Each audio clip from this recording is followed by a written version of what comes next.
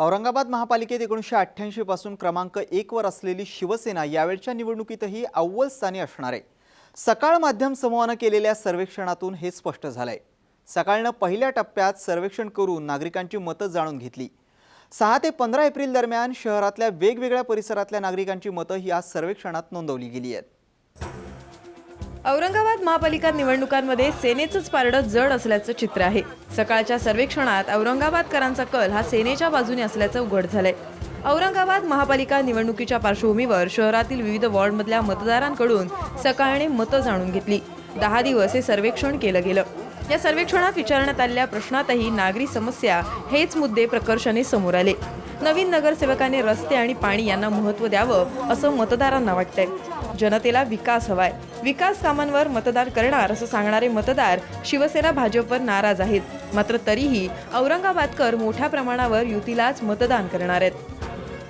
सकाळच्या माध्यमातून जे आपलं प्रदर्शन होतंय, पूर्ण जे आपली जी माहिती जी भेटते लोकांना, जे पूर्णपणे माहिती हे होती, त्याच्याबद्दल आमचे ते हे नाही आहे। पण आम्हाला काय माहिती का, आमच्या ह्या आंबेडकर नगरमध्ये ज्या गल्लोगल्लीमध्ये आमच्यावर जे तक्रारी आहेत, लोकांना एक तर लाईटी भेटत नाही टायमावर, पाण्याची व्यवस्था व्यवस्थित नाही आहे।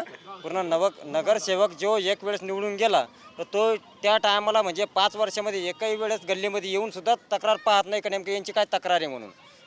असं आम्हाला भावी पिढीमध्ये आता जे आमच्या तरुण पिढीने आम्ही जे उमेदवार उभे केले तर त्यांना आम्ही निवडून देण्याचा प्रयत्न करतोय आणि ते आमच्या तक्रारी आमच्या मान्य करतील बा, आम्हाला असं वाटतंय।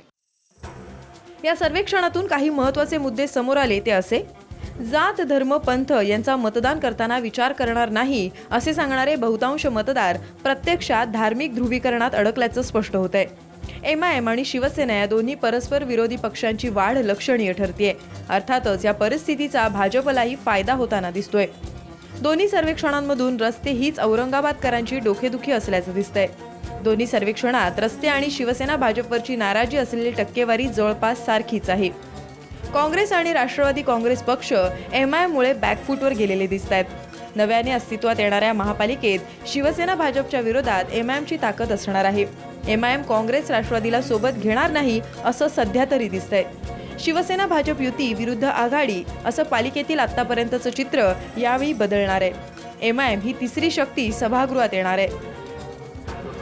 यावेळेच्या सर्वेक्षणातही नागरिकांनी महापालिकेच्या कारभारावर नापसंती व्यक्त केली असली तरी युतीची सत्ता येणार असल्याचं भाकीतही केलंय।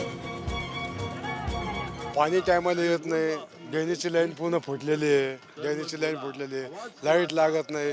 नगरसेवक जे आहे त्या पहिलेचे 5 वर्ष काही फेकून पाहतच नाही, कारण का जिथं एकदा येऊन गेलेत नंतर ते काही येत नाही। आणि जी इथं पाण्याची संस्था बेकार आहे, टायमाला पाणी येत नाही, काही नाही। जे पहिले चांगला आम्हाला असा उमेदवार पाहिजे काय, गल्लीमधला इथला स्थायिक पाहिजे काय, त्यांना काही ना काही दुःखासुखात कामा आला पाहिजे, कमच कम दुःखासुखात कामा आला पाहिजे। विकास कामावर नाराजी असूनही मतदारांनी युतीला कौल दिला। अर्थात सत्ताधाऱ्यांनी आता तरी धडा घ्यावा असं नागरिक वारंवार सांगत असल्याचं या सर्वेक्षणातून समोर येतंय। त्याचवेळी काँग्रेस आणि राष्ट्रवादी यांना गेल्या 15 वर्षात राज्यात आघाडीची सत्ता असतानाही मतदारांची नाराजी मतांमध्ये रूपांतरित करता आलेली नाही। ही गोष्ट दोन्ही पक्षांसाठी तोट्याची बाजू ठरली आहे हेच खरं। कॅमेरामन मोहम्मद इम्रान आणि मिलिंद वानखेडेचा ब्युरो रिपोर्ट, साम TV, औरंगाबाद।